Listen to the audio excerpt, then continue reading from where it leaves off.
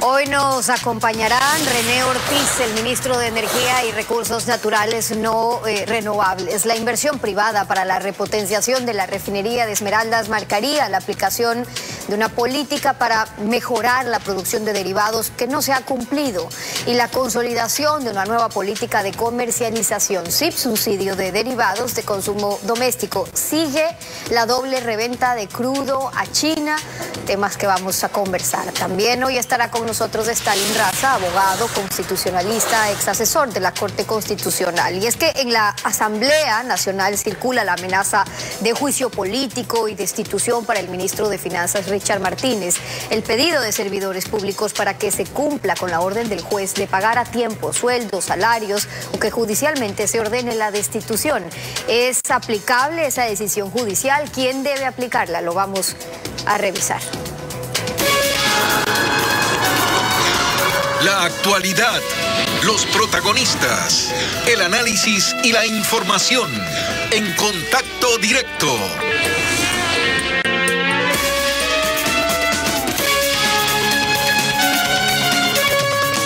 La reactivación económica necesita mayor producción petrolera e inversión privada.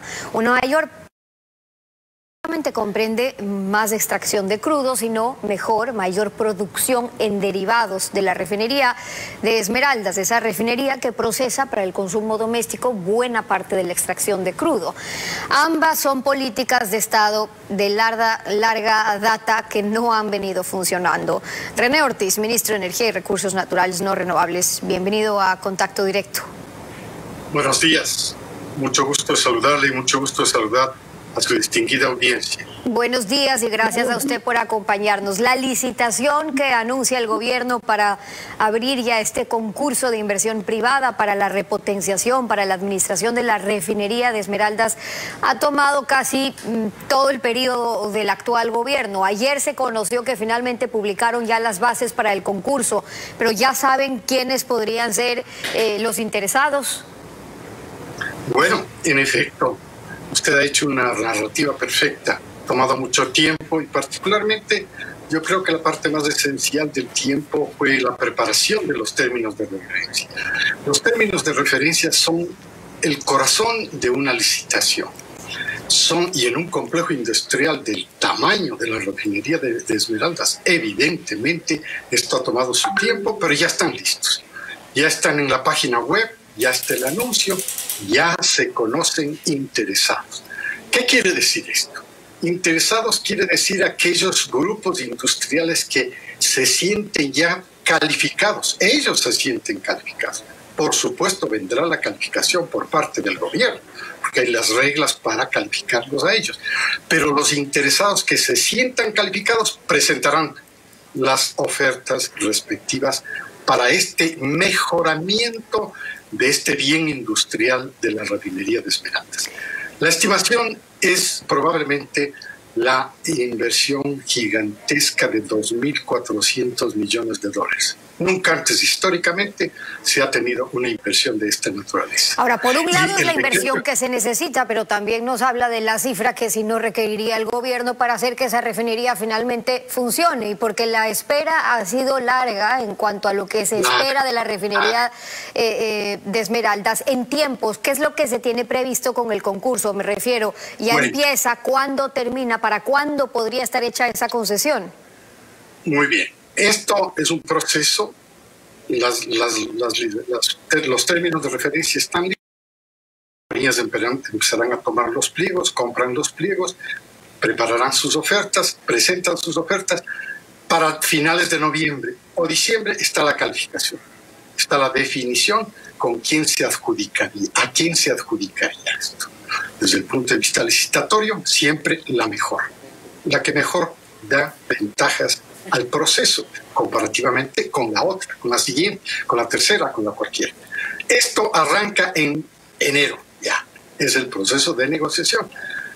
Tendrá que hacerse un contrato, evidentemente. Tenemos un ejemplo de esto, de una delegación de esta naturaleza, bastante parecida, que es el OCP.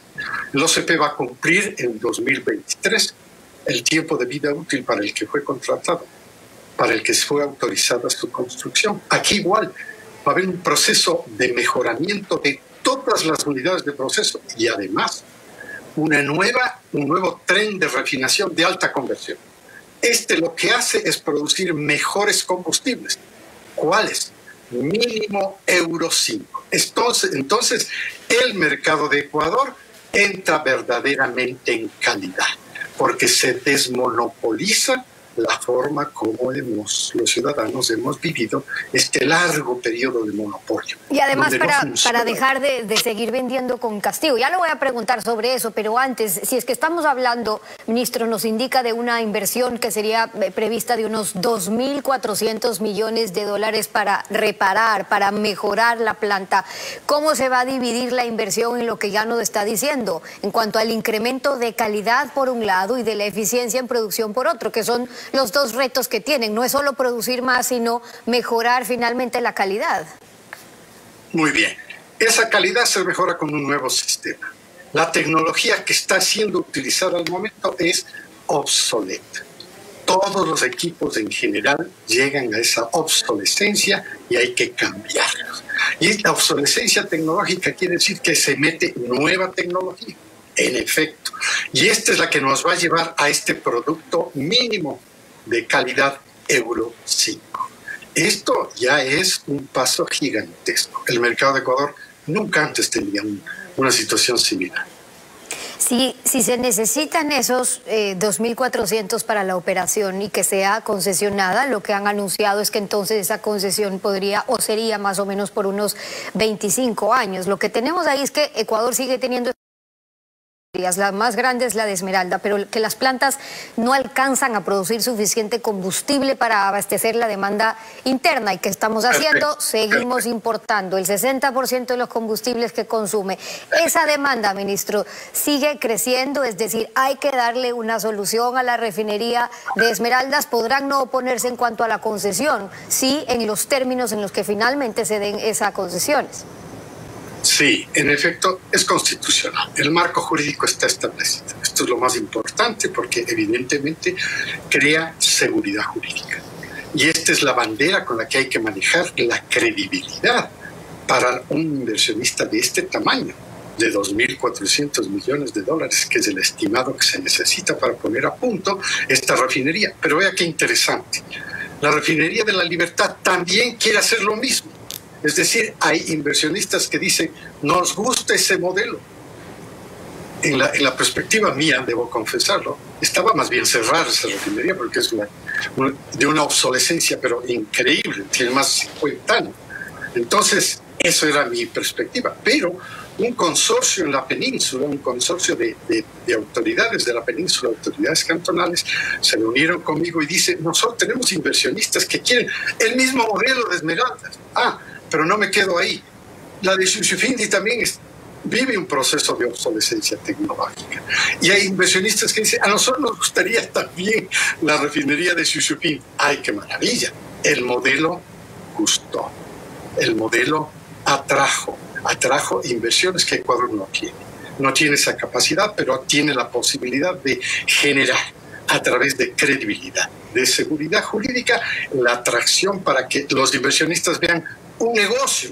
Siempre tienen que mirar como un negocio. Ahora, y hecho eso no significaría para el Estado, dada la concesión, incurrir en ningún tipo de gasto, es decir, algo que tendría que pagar el Estado, que finalmente son las preocupaciones también a propósito de ello, sobre cuánto va a terminar invirtiendo esa concesionaria, qué es lo que le va a tocar hacer para recuperar. Cero. El Estado, cero. Todo esto es inversión privada. Todo esto es inversión extranjera directa. Inversión extranjera directa quiere decir, con toda delicadeza para usted, sostenimiento de la dolarización. Esto es lo más importante. Sostiene la inversión extranjera directa, sostiene la dolarización por el país. 2.400 millones de dólares para poner a punto esa refinería. ¡Wow! Es la inversión históricamente. Ahora, suena bien. Otra cosa es que finalmente se lo llegue a contratar y luego en qué condiciones se lo hace. Y por eso va a haber transparencia en cuanto a los procesos. Ya se habla que si se va a manejar una parte en confidencialidad, qué es lo que se va a conocer, qué es lo que se va a transparentar. No. La confidencialidad solo existe hasta que las compañías ya han presentado sus ofertas. En el momento en que empiece el proceso, habrá también por primera vez una veeduría totalmente externa, con los mejores ciudadanos de este país, con aquellos que conocen de la materia, que son conocidos a través de los medios de comunicación como gente seria, pasarán a conformar esta veeduría. No ha habido antes este proceso, pero nosotros queremos que exista un proceso de veeduría totalmente externa, sin ningún compromiso, para que esté observando uno por uno todos los procesos. Primero, de calificación de las empresas. Segundo, de evaluación de las ofertas. Y tercero, de definición a cuál se le adjudica, a la mejor. Y luego es que funcione, porque hay que recordar que en esta refinería ya habían invertido para esa famosa repotenciación. Empezaron con 754 millones de dólares, pero terminaron gastando más de 2.300 millones. Ahora, no es un tema de quejarse y que ahí queda. ¿Qué han podido evaluar sobre eso? ¿Qué ha podido hacer el gobierno sobre esto? ¿Cuánto realmente se invirtió de manera útil? ¿Qué porcentaje pudieron ver que es recuperable por su utilidad? En efecto, es un lamentable todo lo que ocurrió en el pasado. Son casi, el estimativo es casi 2.200 millones de dólares, casi equivalente a lo que se necesita ahora que invierta el inversionista privado. Es una pena, bueno, es una materia totalmente judicial, pertenece a otra competencia. Es una pena de todo lo que ha ocurrido en nuestro país en relación con ese proyecto de refinería, de todo lo que se hablaba en los años anteriores, y uno de ellos comentaba negativamente sobre cómo se hicieron las asignaciones, las licitaciones. No había licitaciones, era el dedo el que funcionaba, era el dedo. Y bueno, todos los desastres de esto tiene, desde el vicepresidente sentenciado con preso, detenido, tiene gerentes, tiene directores, tiene personas indiciadas, fugados. Bueno, esa es la función de la Administración de Justicia. Y esta es una buena señal también, es buena la señal. Así hay que dar las señales para que los inversionistas que viven dentro de la legalidad, ahora, ellos tengan confianza. Una cosa es dar las señales sobre si hay uno que otro detenido, pero lo que a la ciudadanía le interesa es ver si es que esto se fue en pagar sobreprecios. Me refiero a lo que se invirtió antes para que hoy finalmente no funcione eso.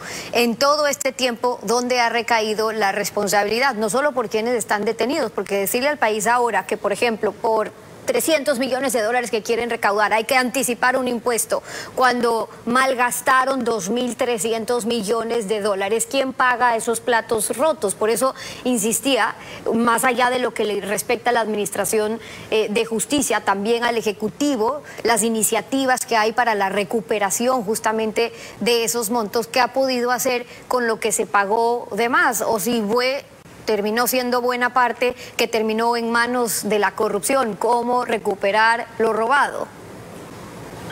Excelente pregunta. La responsabilidad está en este momento en la legislatura. Ellos tienen un proyecto de ley, tienen que responder, ellos están en deuda con la nación, tienen que responder con la ley que persigue el delito hasta recaudar lo que se han robado. Esa es la responsabilidad de la legislatura y luego el Ejecutivo de ejecutarla. Y por eso es que todavía siguen las tareas pendientes, porque de eso poco se ve. Lo que también destruyó... Pero no hay anticipos aquí, no hay, cero anticipos. Ahora, el inversionista privado viene con todo su riesgo. Lo que también destruyó la refinería, ya sea usted un poco menciona eso, fue la mezcla total de crudos. Desde antes, cuando se entregaba la planta de crudo de 23 o de 24 API que contiene hasta el 3% de azufre, luego fue construida, o más bien cuando fue construida para crudos livianos de 28 o en adelante, se hablaba del bajo contenido de azufre, es decir, menos del 1%. Con esta repotenciación, ¿cómo quedaría también el procesamiento, lo que ya hablábamos? Excelente pregunta y excelente referencia histórica. Qué pena, se fue gradualmente destruyendo la capacidad de la refinería. Era diseñada para unas ciertas capacidades, con unas ciertas especificaciones, y fue gradualmente cambiada. Lo que haría esta repotenciación, esta mejora con este nuevo tren de refinación de alta conversión es precisamente eso, mejorar los productos. Todo esto que se produce actualmente se llama así el fondo de barril. El fondo de barril son productos de muy bajo valor y de alta contaminación.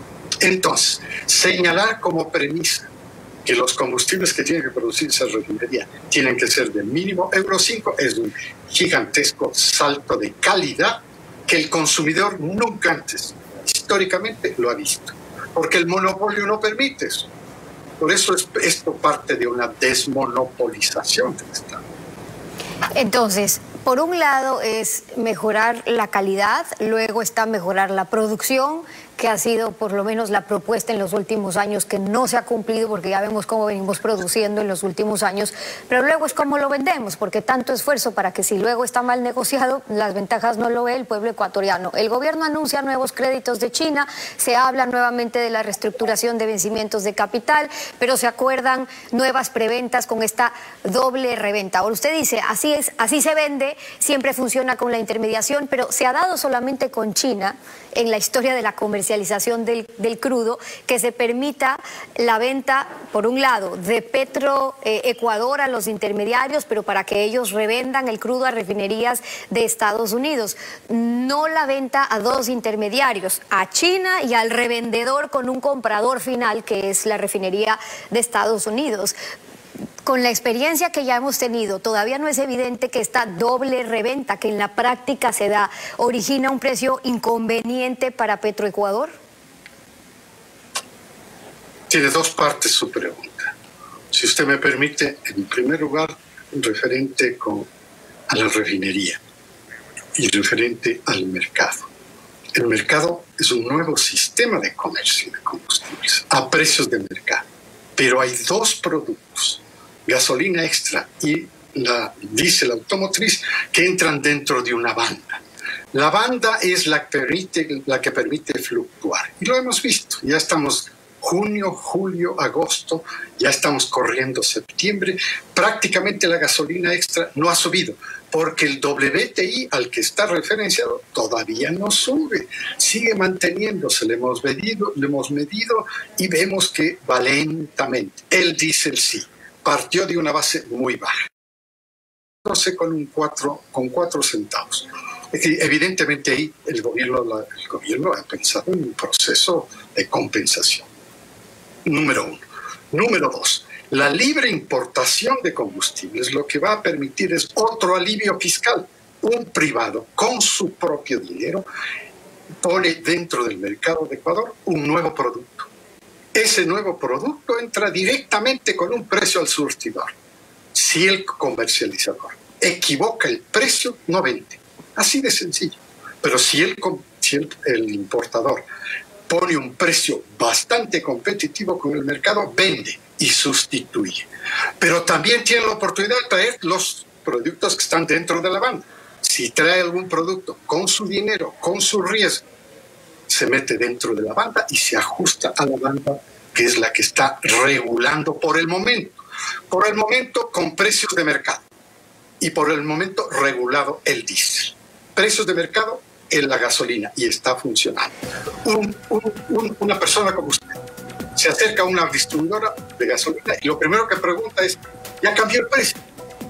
¿Bajó el precio? Subió el precio, ya está haciendo. Y luego está en cuanto a las facultades del Estado, en cómo el Estado hace las negociaciones para la venta o reventa de ese petróleo. Nos queda eso para una próxima ocasión cuando son las 7:14 por ahora. Y quiero agradecer, ministro, por habernos acompañado aquí en Contacto Directo. Gracias por estar con nosotros. Vamos a una pausa. A usted, una pausa, regreso con más, no se vaya.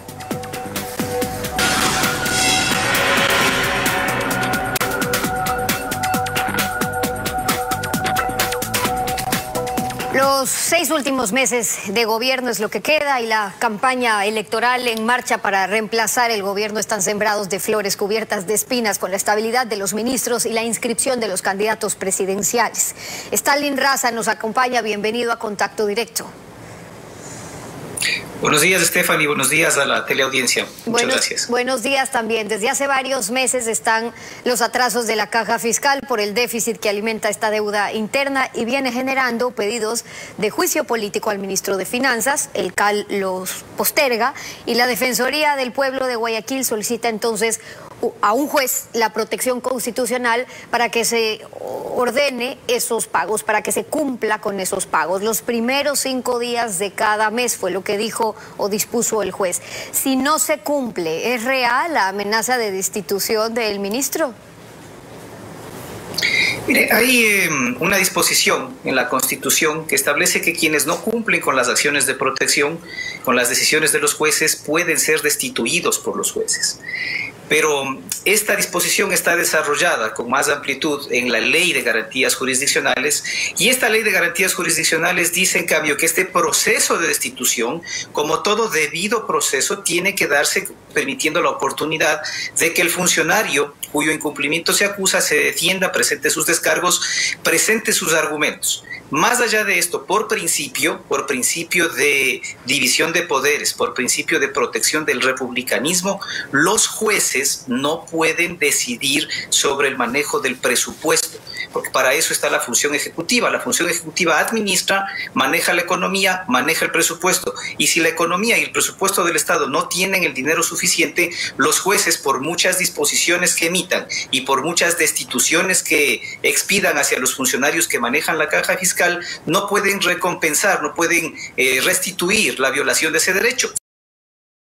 Es totalmente lamentable entonces, que los funcionarios públicos no tengan sus pagos. ¿De qué sirve entonces ahí la decisión de un juez de decir, ok, no solamente que se reconoce, hay que reconocer que se han venido vulnerando derechos, estamos hablando de sueldos, de salarios, de maestros, ya hemos visto las movilizaciones, las protestas en cuanto a estos atrasos, la gente que no tiene con qué vivir, porque no es solamente comer, porque son meses de atrasos que supone el día a día de los trabajadores, de los servidores públicos. Entonces, ¿de qué serviría entonces, si es que un juez no puede disponer cómo se organiza el presupuesto, que diga, ok, esto hay que cumplir y hay que cumplir los 5 primeros días de cada mes con estos pagos de salarios?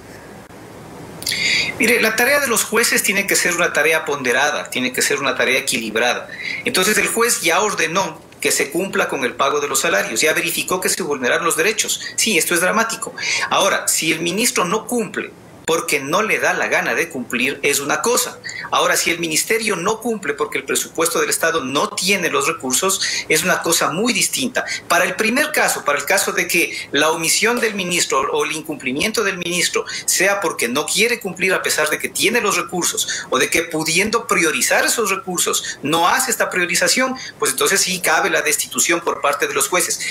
No es automática, no es inmediata, tiene que ser con un debido proceso. Esto no solo que lo dice la Ley de Garantías Jurisdiccionales, sino que lo ha dicho también la Corte Constitucional en varias sentencias. Y además, el órgano que tiene que hacer la destitución del funcionario tiene que ser siempre la Contraloría General del Estado cuando verifique que ha existido un incumplimiento de las funciones, o la Asamblea a través del control político, o el propio presidente. Le iba a preguntar, ¿quién define finalmente si es que se ha dado esa afectación? Porque una cosa es decir no hay, otra cosa es decir nos gastamos en una cosa y ya no queda para esto, y otra cosa es en realidad hablar de que no existen los recursos, porque lo que establece la Ley Orgánica de Garantías es que una vez que son notificados por el juez de garantías, el presidente, el contralor, están sujetos a seguir este procedimiento en el caso de que haya, por ejemplo, que destituir a una autoridad, en este caso al ministro. Es decir, está reglamentado el proceso, pero ahí ¿qué pasa? ¿Prevalece la Constitución o hay que proceder también a una consulta a la Corte? Depende. El juez tiene amplias facultades para ejecutar las sentencias que dicta. Y en esas amplias facultades puede hacer los actos de verificación.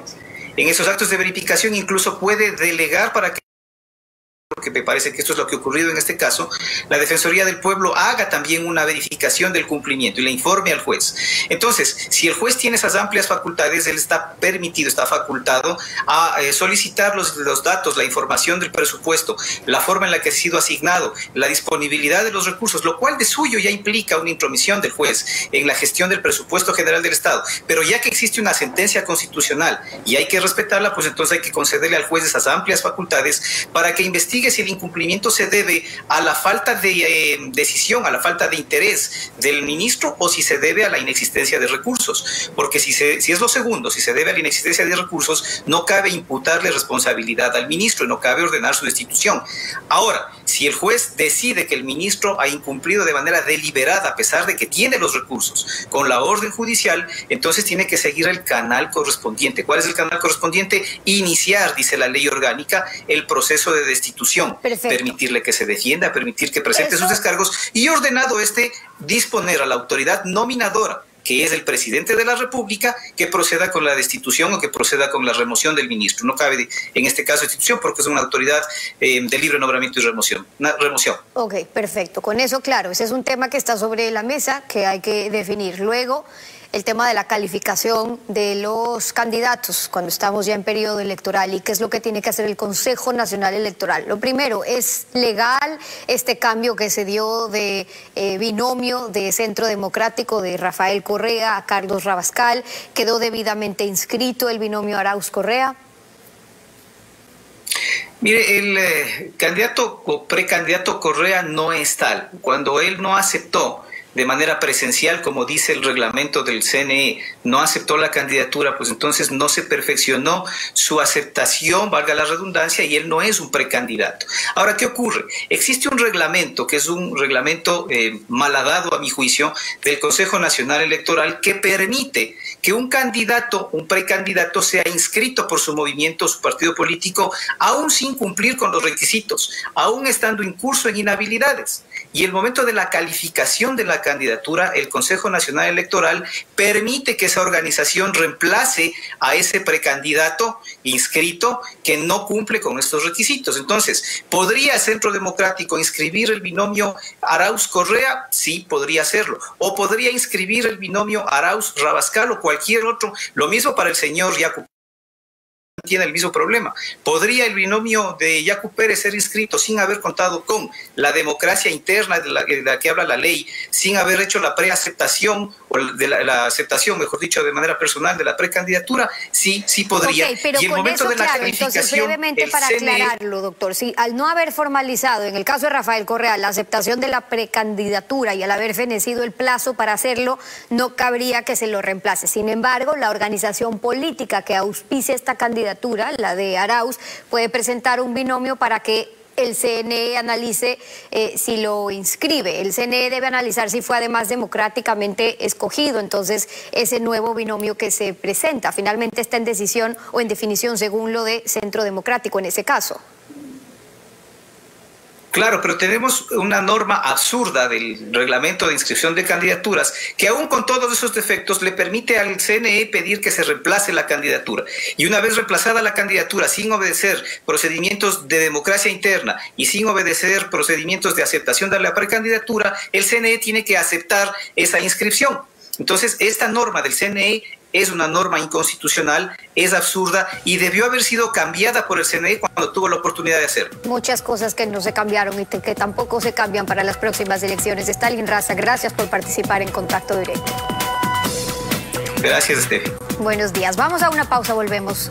No se vaya. Con esto estamos concluyendo esta emisión en Contacto Directo y las entrevistas. Gracias a su sintonía. Ya viene la comunidad.